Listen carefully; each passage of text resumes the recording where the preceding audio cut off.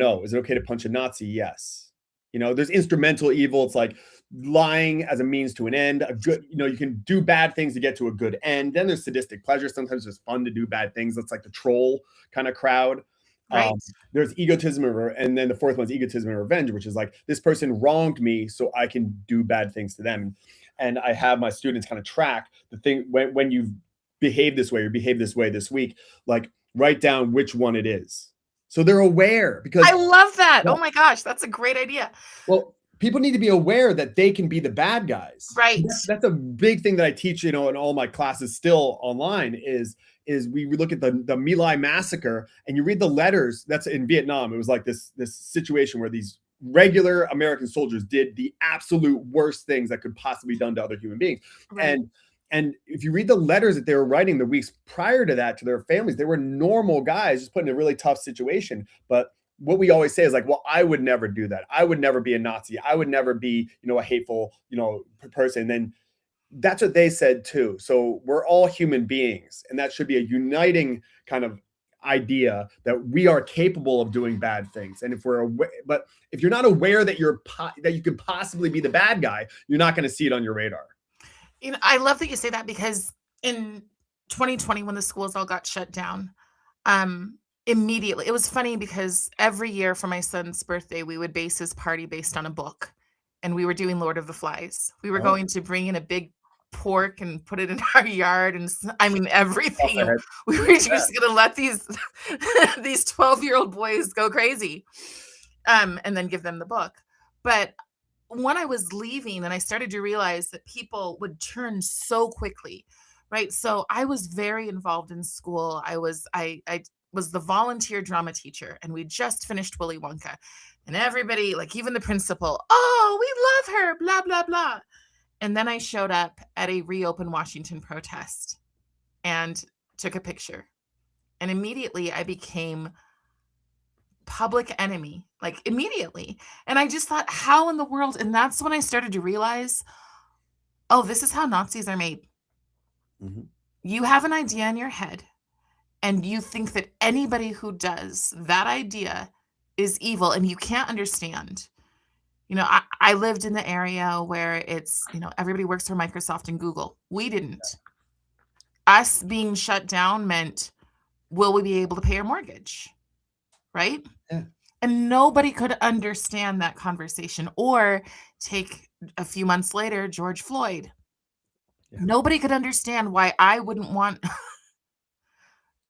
a lot of people delivering pies to my house and saying, we feel so bad for you. And I was just like, but that's not my identity. And I lost a lot of friends over that, because a lot of friends had been told that that was the way to be kind. Yeah. Not to listen to a different point of view, right? And I feel like the Nazis weren't always the Nazis. Yeah. They were neighbors of other people. And then they were taught a lot of gross things. Propaganda works. Propaganda, exactly. And when I say gross, I'm thinking about like the Jewish math problem, right? Like just really awful things about your neighbor. Yeah. Yeah, people you've known. Right. And that happened, that's been happening now. It happened, during COVID and George Floyd stuff, but then it just kind of happens with everything now. Right. Is, people stop talking to their parents. I have a friend who been friends with him for over a decade, and he's like, I can't be friends with you anymore. I was like, why? He's like, because what you posted about ICE. And if you follow my accounts and stuff, well, like, I'm not promoting, I'm just like posing questions. I know. He's like, you can't be indifferent to this. I was like, I'm not even indifferent. I'm just like saying that this is complicated. He's like, the fact that you think it's complicated is enough for me to cut a friendship. Like, I think we're human beings are tribal. We're tribal creatures. So we have this element in us going back to our earliest days of an us versus them to protect our own. And that, I think, comes up. There's healthy ways to be tribal, like the Super Bowl. My team's going to beat your team, and yeah, it's fun, but then it can always devolve into something a lot more serious. So I think we always look at that. Human beings are very tribal, but they're also very collaborative. And I try to lean more into the collaborative nature of human beings more so than not. But when you said about, people ask these questions like, how could you support this? And how could you do this? How could you vote for that person? Those are rhetorical questions. They're not actually looking for answers. And what I try to promote is actual questions, because you are curious. For my friends who are like very, very anti-Trump, they don't understand it. So if you don't understand something, ask questions. Like Right. we're all ignorant about a million things. What you know about the world is so small. So why not lean into that curiosity? And that's been kind of my superpower as an educator, as a father, and as just like a general thinker. I think for most of my life is I recognize it's very Socrates-ish. I'm not Socrates, Right. but it's like, or Einstein, where he says, I'm nothing, I have no special talents, I'm just passionately curious. And I love Socrates it. asks a lot of questions. And I was like, well, I can do that. Like I be in rooms and I'm like, I'm not the smartest guy here, but I can be the most curious one here. And then eventually you keep asking questions and remembering the answers and following. And then eventually your questions get higher and higher level. And you turn around and you go, I actually know a lot about this. Interesting. Right. And the more that we ask questions, I think the more we unify, the more we humanize each other. And I think that's also a reason why we're being asked to not, or being told to not. I don't know if you know much about ethnic studies and A bit, yeah. Here in California, there was a thing in a push for ethnic studies, and I had one of the main I forget her name on my podcast. One of the main like architects of the ethnic studies curriculum here, and I helped contribute with some organizations to write alternative ethnic studies programs and stuff, because it's not what it sounds like it is. Like a lot of the stuff you talk about language stuff is labeled a certain way, gender affirming care, you know, love, like hate, whatever it is, it sounds good. You know, help the orphans right, in a third world country, but it's actually a sweatshop. You know, it's like how things get labeled really matters. Ethnic studies sounds great. Let's learn about different ethnicities, and that's actually not what it is. No, in fact, ethnic studies, was it Kathleen Sleater that you're talking about? Yes, that's what I had on my. Yeah, I had her on my. You had her on. Oh Yeah. my goodness. See, you are more evolved than I am, because I listen to her and I go, no way in, no, because I think it's so damaging. So maybe that's the place. But here's the thing. So I read the California model policy, and I actually had access to the original curriculum that was coming out to teach the stuff that's in California right now. Mm-hmm. So I had access to it. And a few things that I found that really bothered me. The first one was that every child is supposed to see why they are oppressed. Yep. So yep. I have a massive problem with teaching kids that the future isn't bright. I really do. And that doesn't mean that I want to, sunshine, lollipops, and rainbows, right?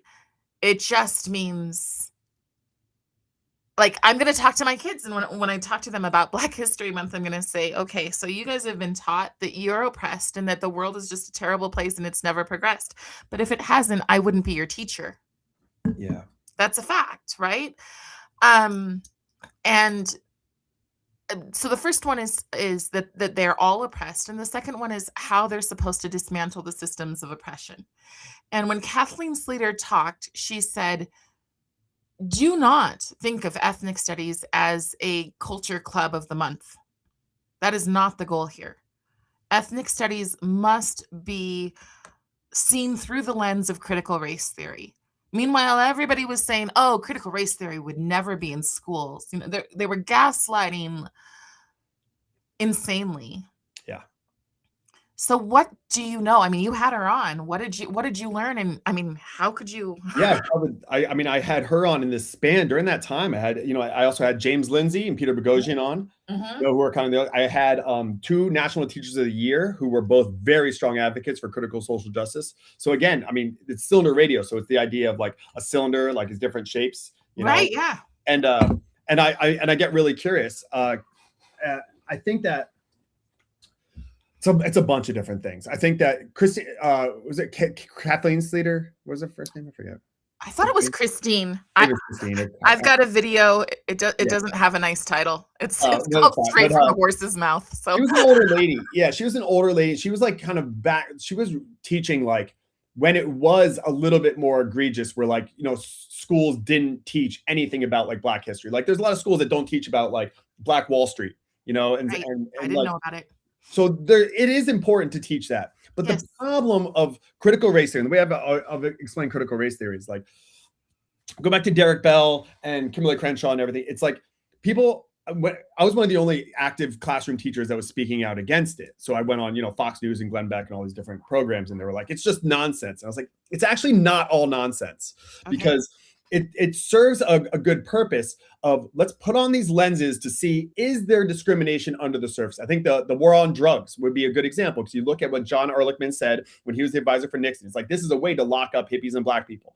And then you look at the incarceration rates and the conviction rates, and it's working out. There's a Bay Area a Supreme Court case from back in the day, Yik Wo versus I'm not even sure, but it was essentially these like Chinese laundromats. The Chinese immigrants were coming into San Francisco, and they were having laundromats in buildings that weren't made of brick.